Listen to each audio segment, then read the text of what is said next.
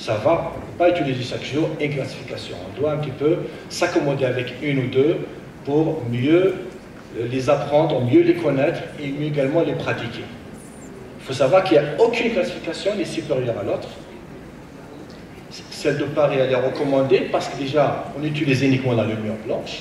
Elle est reproductible, également simple d'utilisation. Donc c'est toujours bien de commencer par classer le polype selon la classification de Paris. Ensuite, si on n'a pas de zoom, on va sur la classification de Nice. C'est également, elle est plus simple. Et tout ça selon les habitudes bien de chaque opérateur et de son expérience. Alors en pratique courante, est-ce qu'elle est aussi simple, cette caractérisation? Il faut savoir qu'en temps réel, la caractérisation en termes de lésions histologiques, elle reste toujours difficile. Je vous renvoie à l'étude anglaise Discard 2, publiée en 2017 dans Goethe, qui évalue la précision diagnostique dans la prédiction histologique chez des opérateurs non experts, et les résultats étaient décevants. Donc ça a confirmé la nécessité encore d'améliorer les techniques ainsi que les classifications.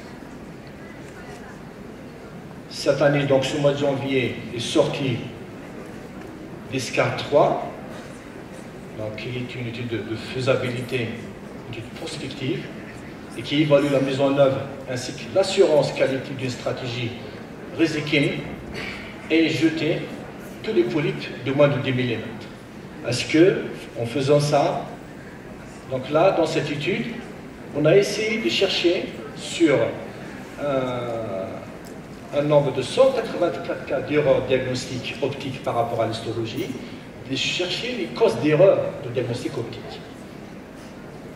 Et là, on a fait sortir 4 types d'erreurs diagnostiques optiques par rapport à l'histologie. Il y avait 45 cas où c'était sur le diagnostic optique des adénomes, mais en fait, c'était des polypes fistonnés. 55, c'était l'inverse. On avait à l'endoscopie un aspect de polype fistonné, mais en fait, l'histologie, c'était un adénome. Parfois, on dit que c'est un adénome, et c'était une muqueuse normale, c'était 14%. Également, on a défini un polype dentelé, donc fistonné, et en fait, c'était un polype, une muqueuse normale. Donc, c'est pas rien. 133, c'était une erreur de diagnostic optique, et les 51 erreurs restantes, c'était soit une erreur d'étude dans la pâte, ou bien de laboratoire, de la préparation de la pièce. Les conclusions de cette étude, c'est que les erreurs de diagnostic optique peuvent être liées soit à la mauvaise caractérisation, donc de l'endoscopiste, soit à la classification elle-même, qui n'est pas aussi parfaite, ou bien également liée à une étude histologique incomplète.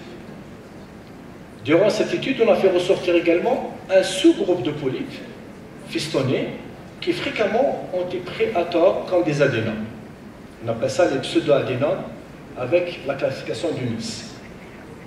Et on est ressorti avec un algorithme dans cette étude pour on essaie un petit peu d'améliorer le diagnostic optique sur cette base. Donc vous voyez sur ce schéma donc, les différents aspects. Donc vous avez un adénome. Donc un adénome simple. Vous voyez des cryptes allongées avec entouré de vaisseaux. Vous avez également l'aspect adénomateux et villeux également. Voici également dans la première partie, les pseudo-adénomes, on a un aspect d'un polype fistonné, mais en fait, c'est des cryptes allongées qui peuvent définir un aspect de polype adénomateux, mais en fait, c'est un hyperplasique. Vous voyez en deuxième position les polypes fistonnés, avec cet aspect donc, de nuageux, des limites floues, des flous, et également des cryptes qui sont centrées par un spot vasculaire noir. Un aspect également de polype cancer, avec un aspect amorphe, il n'y a plus de vaisseau, il n'y a plus de crypte, avec donc, une invasion semi-muqueuse. On peut également retrouver donc, un polype qui en fait n'est pas un polype, qui est un diverticule, et les signes, un diverticule inversé, et les signes, ce sont surtout l'aspect de la muqueuse qui est la même que la muqueuse environnante, Également, vous voyez également ces anneaux concentriques autour des polypes. Ça définit donc un diverticule inversé.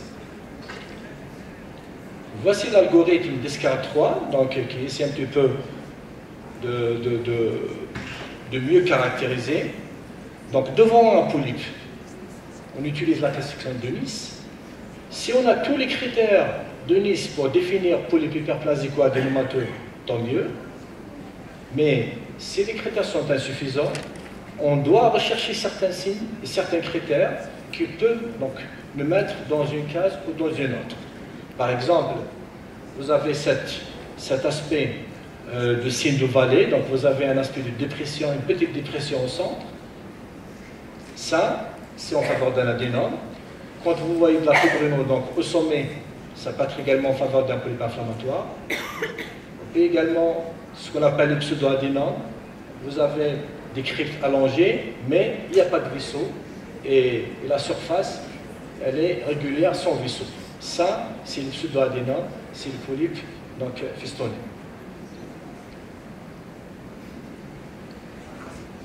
Il faut toujours suivre à son œil, bien sûr, à son expérience, avec ses habitudes.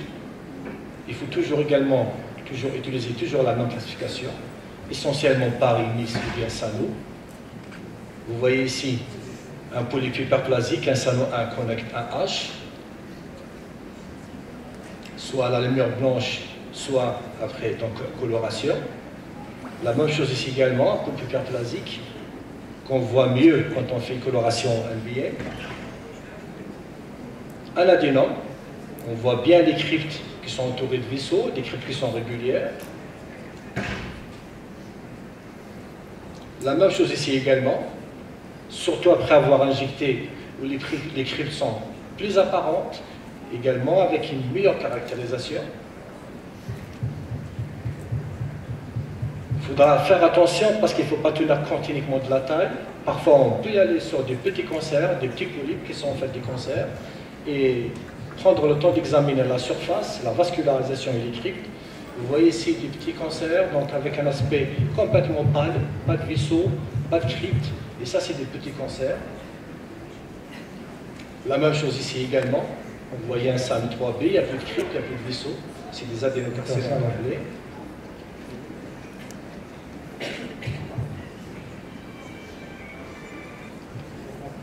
Oui, il arrête là. Alors, quelles sont les perspectives pour améliorer la caractérisation? Donc, deux principaux axes de travail pour une prédiction histologique aisée. Vous avez l'endoscopie moléculaire. Quand on est devant un polype, on essaie d'asperger donc un réactif qui nous permet de mieux caractériser. Et vous avez également la caractérisation numérique automatisée, ce qu'on appelle l'intelligence artificielle, avec un logiciel. Ça nous permet de dire est-ce qu'on est sur un polype bénin ou malin. Vous avez le logiciel CADAI de Fujifilm qui s'adapte donc maintenant au processeur 7000 que vous voyez ici. Vous avez également le système Genius de Medtronic. Alors je conclus en disant que toute lésion colorectale doit minimum faire l'objet d'une description de localisation, de la taille, du relief, la classe C sur la classification de Paris. Également, doit également donner une photo dans le compte rendu endoscopique. Cette caractérisation permet de différencier un polype hyperplasique d'un adénome, de choisir la bonne technique de résection et en cas de dégénérescence, donc différencier un polype avec invasion sous-muqueuse d'un polype qui est résicable. Pas de biopsie quand on voit qu'on peut résiquer. Et actuellement, la mise à disposition de l'assistance par ordinateur est un saut qualificatif vers une caractérisation optimale et d'autres précisions. Je vous remercie. Merci Ahmed pour cette communication. La caractérisation. On peut se permettre deux questions dans la salle? Oui, David.